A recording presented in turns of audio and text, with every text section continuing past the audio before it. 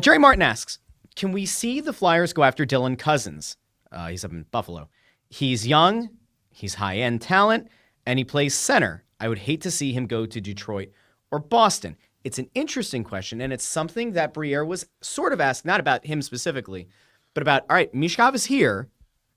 And in a nice way, the reporter was kind of saying, sort of flailing, because he doesn't have a number one center who can kind of match his skill all the way around. Cozens' name is out there. Pettersson's name is out there. We've talked about this on the Press Row Show. I think we talked about it on Snow the Goalie last week. But if you're the Flyers and you have 3 firsts, 3 seconds, if you aren't going to trade Risto and you know it in your heart and in your tum-tum that you're not going to trade him, you're not going to trade Lawton, and you're just going to kind of roll it back again next year, do you consider moving any of those picks and maybe a Frost, a Farabee, whoever else might garner interest?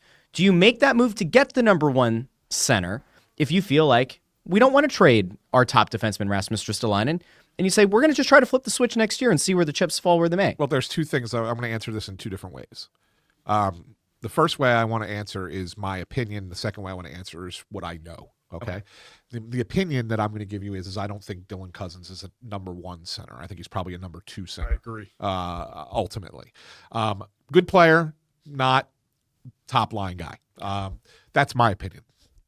But the second thing, what I know is Flyers have some interest in Dylan Cozens, and they've poked around on that, like I'm sure multiple teams have, because I think he's going to be traded out of Buffalo.